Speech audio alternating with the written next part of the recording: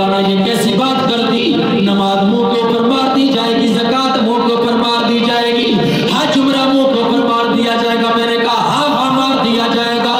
وہ نماز، وہ حج، وہ عمرہ جو اس وجہ سے کیے جائے، لوگ مجھے نمازی کہے، لوگ مجھے حاجی کہے، لوگ مجھے سخی کہے، ایسے بھی معاشرے میں لوگ ہیں جو بازار سے جناب والا اس وجہ سے مسجد کی طرف آتے ہیں، لوگوں کو دکھاتے ہوئے آتے ہیں اور بھئی دیکھو میں نماز پڑھنے کے لیے جا رہا ہوں۔ ایسے بھی جناب والا زکات دینے والے ہیں جو لوگوں کو اکٹھا کر کے بتاتے ہیں یہ دیکھو میں زکات دے رہا ہوں۔ ایسے بھی حج کرنے والے ہیں جو جناب والا سیلفیاں کھینچ کے اپلوڈ کرتے ہیں، دیکھو میں نے حج کیا، میں نے عمرہ کیا، لیکن روزے میں دکھلاوا نہیں۔ کیسے دکھلاوا نہیں؟ بندے کو بھوک بھی لگی ہوئی ہے، پیاس بھی لگی ہوئی ہے، بھوک کی بھی شدت ہے، پیاس کی بھی شدت ہے، بندہ تنے تنہا اپنے کمرے میں بیٹھا ہے، اپنے روم میں بیٹھا ہے، اپنے گھر میں بیٹھا ہے، بھوک کا بھی غلبہ، پیاس کا بھی غلبہ، پانی بھی سامنے، کھانا بھی سامنے، فروٹ بھی فریج میں پڑا ہے، لیکن بندہ ہاتھ تک نہیں لگاتا کیونکہ میرا رب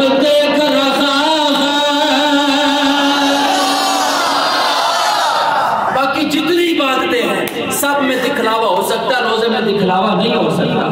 اسی لیے رب نے فرمایا، حدیث قدسی ہے، رب نے فرمایا روزہ میرے لیے ہے، الصوم لی، روزہ میرے لیے ہے اور اس کی جزا بھی میں خود ہی قیامت کے دن دوں گا۔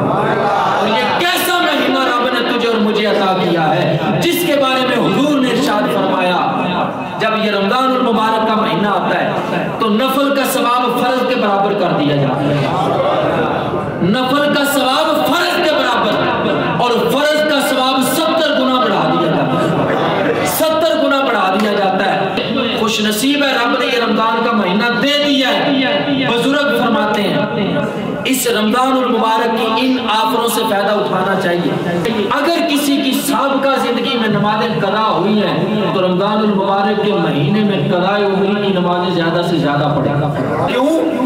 عام دنوں میں ایک نماز پڑھتے ہیں تو ثواب بھی ایک کا ہی ہوتا ہے، اس میں ایک نماز پڑھے ثواب 70 کا ہوتا ہے، ایک فرض پڑھے ثواب 70 فرضوں کا ملے گا۔ تو بھائی ایک قضا کی نیت سے پڑھ لے، ممکن ہے کہ نامہ مال میں 70 لکھ کے قیامت کے دن میں تجھے بخش دیا جائے۔